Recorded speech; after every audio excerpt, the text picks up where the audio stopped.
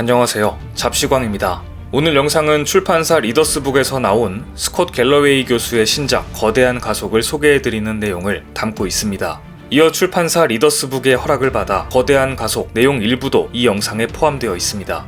지난 9월 7일 오후 3시 한국과 일본을 대표하는 자동차 기업이 한날 한시에 미래 전략을 발표했습니다. 주인공은 현대자동차 그룹의 도요타 자동차입니다. 한일 자동차 맞수의 전략 발표에는 시작 시각은 물론이고 종료 시각도 오후 4시 30분으로 같았습니다. 하지만 이들의 발표에는 둘 다 온라인으로 열렸다는 점만 같았을 뿐 내용도 형식과 수준도 완전히 달랐습니다. 먼저 현대와 도요타는 미래차 분야에서 각각 전혀 다른 방향을 제시했습니다. 현대차는 수소와 전기차에 주력하는 투트랙 전략을 내놨지만 도요타는 여전히 하이브리드 차량을 주력으로 내세우며 미래차에 대한 의지를 내보이지 않았습니다. 전기차에 대한 언급조차 없었는데요. 내용을 떠나 두 기업의 전략 발표에는 책임자들의 언어에서도 달랐습니다.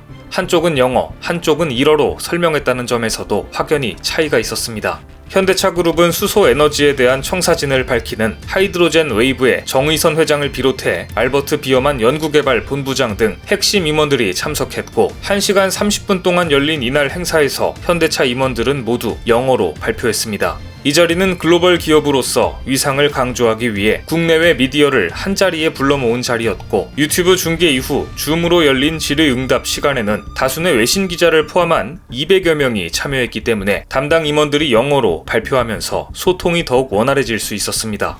하지만 도요타는 최고 기술 책임자, 최고 제품 책임자 등이 1시간 30분 동안 일본어로 발표했고 그 내용은 영어로 동시 통역됐습니다. 발표 수준도 달랐습니다. 현대차는 발표회장이 바닷가 근처에 마련된 것 같은 착각이 들 정도로 가상현실을 적극적으로 활용했습니다. 그런데 도요타는 깨알 같은 글자를 통해 배터리 안전과 기술력을 강조했는데 자동차 기업의 발표회라기보다 90년대 공대 수업을 듣고 있는 것 같았다는 의견이 많았습니다.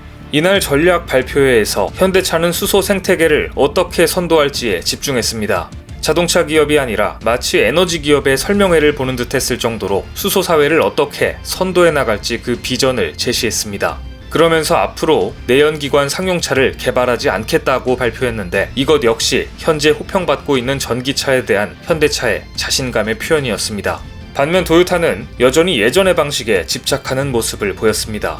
자신들이 얼마나 많은 기술 특허 건수에서 앞서고 있는지를 강조하는 데 많은 시간을 할애했습니다. 그러면서 얼마 전 잠시 선보인 전고체 배터리를 탑재한 프로토타입 차량을 자랑했습니다. 현대자동차에 비해서 뒤처져 있는 전기차를 만회할 요량인지 양산하려면 아직도 갈 길이 먼 시험용 전고체 배터리 차였지만 전고체 배터리를 탑재했다는 걸 강조하는 데 집중했습니다. 현대차와 도요타 두 기업의 전략 설명회는 한날 한시에 있었지만 한눈에 봐도 미래차 전략에서 현대차가 우위인 것을 확인할 수 있는 자리였습니다. 그런데 도요타의 진짜 악재는 미국에서 일어났습니다. 미국 하원 민주당이 앞으로 10년간 330억에서 340억 달러, 약 40조 원을 투입해 현재 7,500달러인 전기차 세금 공제 규모를 12,500달러까지 끌어올린다는 내용의 법안을 발의한 것입니다. 세금을 공제해주는 것이면 도요타에도 유리한 게 아니냐 하겠지만 그게 아니었습니다. 민주당은 여기에 조건을 붙였습니다. 노조를 운영하는 전기차 제조업체만 4,500달러 공제받을 수 있고 미국산 배터리를 사용하면 추가로 500달러의 세금을 공제받을 수 있도록 한 것입니다. 민주당이 이번에 내놓은 법안은 전기차 확대 전략의 일환으로 바이든 정부가 미국 전기차 업체, 그 중에서도 노조가 있는 전기차 업체를 밀어주려는 법안이었습니다. 누가 봐도 전미 자동차 노조 조직을 갖춘 GM과 포드, 스텔란티스 등 빅3 업체에 전적으로 유리한 내용이었습니다. 반면 노동조합이 없는 일본의 도요타와 혼다 그리고 미국의 테슬라는 노조가 있는 전기차에만 세금 혜택을 주는 이 법안에 강력한 반대 의사를 표했습니다. 이번 법안이 통과될 경우 노조가 없는 자동차 기업들은 세금 공제를 받는 기업들에 비해 가격 경쟁력에서 크게 밀릴 가능성이 크기 때문입니다. 열이 받은 도요타는 이번 법안은 노조를 결성하지 않기로 한 미국 자동차 기업에 대한 차별이라고 강력히 반발했습니다. 이것이 민주당 정부와 도요타 간 갈등의 불씨가 될 거란 전망이 나오고 있었는데 아니나 다를까 미국 민주당은 즉각 일본 자동차 업계를 정조준했습니다. 최근 미국이 일본 다카타사에 에어백이 장착된 차량 3천만 대를 새롭게 다시 조사하겠다고 압박해 들어온 것입니다. 예상되는 회사는 혼다, 포드, 도요타, 닛산, 테슬라 등 총 12개 제조사가 대상입니다. 일본 다카타사의 에어백은 과도한 폭발 압력으로 내부 부품 금속 파편이 운전자를 다치게 할 위험이 있어 세계적으로 리콜되었던 치명적인 에어백입니다. 다카타의 에어백으로 인해 미국에서만 19명, 세계적으로 28명이 숨졌고 400여 명이 부상해 전 세계에서 이미 리콜되었으며 이미 리콜된 다카타 에어백은 1억 개가 넘습니다.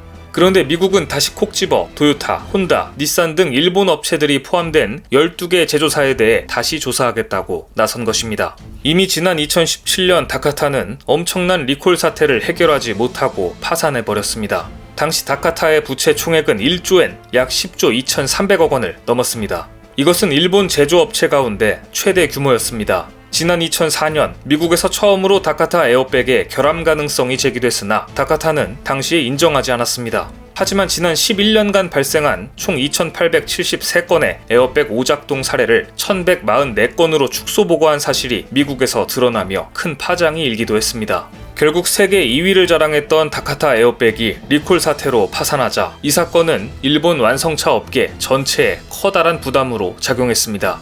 수조 원에 달하는 에어백 리콜 비용을 파산해버린 다카타에 온전히 청구할 수 없었기 때문입니다.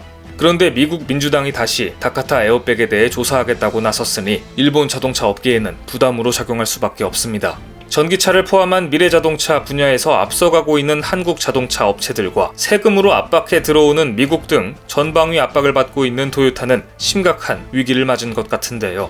한때 자동차 시장에서 독보적인 독일을 위협할 정도로 무서운 성장을 보였던 일본 자동차 업계가 어쩌다 이 지경까지 내몰렸는지 놀라울 따름입니다.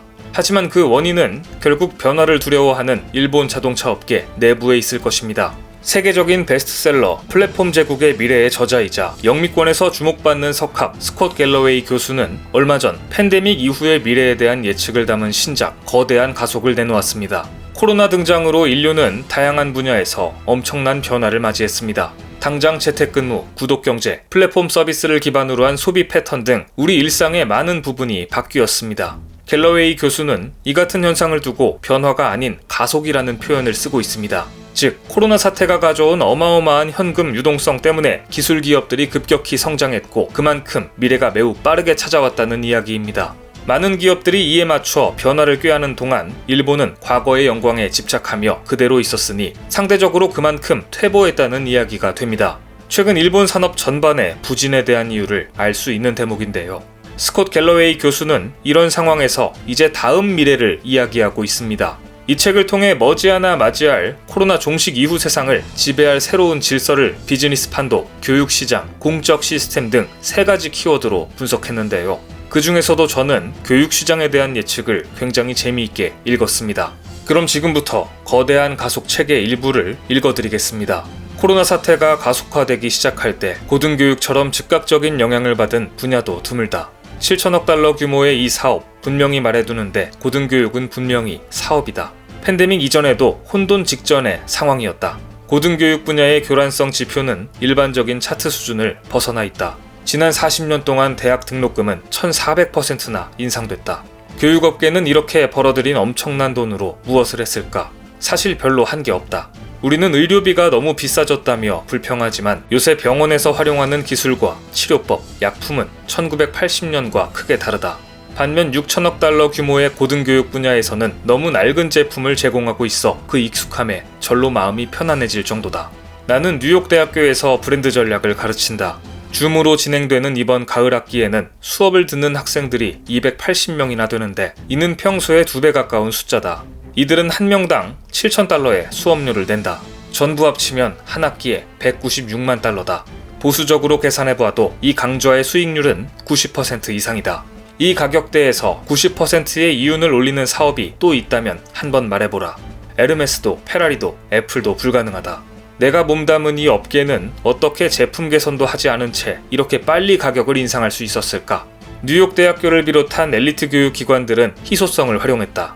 이는 비즈니스 전략이 아닌 일종의 집착이 되었고 자신들을 공무원이 아닌 명품 브랜드로 여기는 상황에 이르렀다.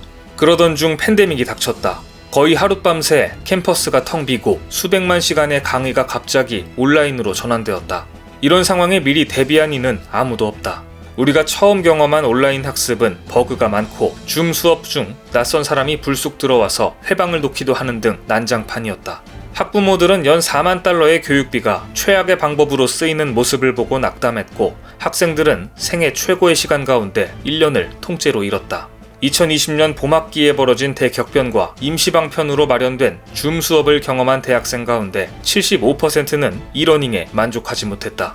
팬데믹은 두 개의 파도를 타고 고등교육계의 변화를 가속화할 것이다. 먼저 2020년 늦여름에 업계를 강타한 첫 번째 파도 때문에 많은 교육기관이 재정적인 충격을 받았다. 심지어 4.6%의 입학률과 400억 달러의 기부금을 자랑하는 하버드 대학교마저 2020년 회계연도에 수입이 7억 5천만 달러나 부족한 것으로 예상되면서 직원들에게 조기 퇴직이나 단축 근무를 고려해달라고 요청하고 있다. 돈을 받고 작고 밀폐된 공간에 사람들을 밀어넣는 영화관이나 유람선처럼 더 좋은 학교에서 거절당한 학생들에게 의지해 돈을 벌면서 근사한 배와 건물에 투자하는 대학들은 분명 팬데믹으로 곤경에 처했다. 앞으로 우리는 많은 대학이 도태되는 모습을 보게 될 것이다. 2019년에 문을 닫은 소매점이 9,500개였던 것이 2020년에는 25,000개 이상으로 늘어난 것처럼 수백 개의 대학이 죽음의 행진을 시작할 것이다. 지금까지 대학들은 자녀를 대학에 보내 더 나은 삶을 살게 하겠다는 부모의 본능을 만족시킬 기회를 제공하면서 중산층의 희망과 꿈을 먹이로 삼았다. 하지만 이제는 그럴 수가 없다. 교육 스타트업은 저렴한 자본을 유치하고 팬데믹 때문에 점점 빨라지고 커지는 기회를 잡을 것이다. MIT와 구글이 힘을 합쳐서 2년제 STEM 학위를 만들 수도 있다. MIT와 구글은 1년에 25,000달러의 등록금을 받고 학생 10만 명을 등록시킬 수 있다. 그러면 2년짜리 프로그램을 통해 50억 달러의 수익을 올릴 수 있는데, 이는 MIT와 구글의 수익을 더한 것과 비슷한 수준이다. 잘 들으셨나요? 스콧 갤러웨이 교수가 바라본 다가올 미래는 화려하지만 아름답지만은 않아 보입니다. 백신 접종률은 빠르게 높아지고 있으며 제약사들은 코로나 치료제 임상을 시작했다는 소식을 전해오고 있습니다. 언제가 될지 모르지만 코로나가 끝나는 날도 다가오고 있다는 생각이 드는데요. 남들보다 한 발 빨리 포스트 코로나 시대를 엿보고 이에 대한 대비를 하고 싶으신 분들께 출판사 리더스북에서 나온 스콧 갤러웨이 교수의 신간 거대한 가속을 추천드립니다.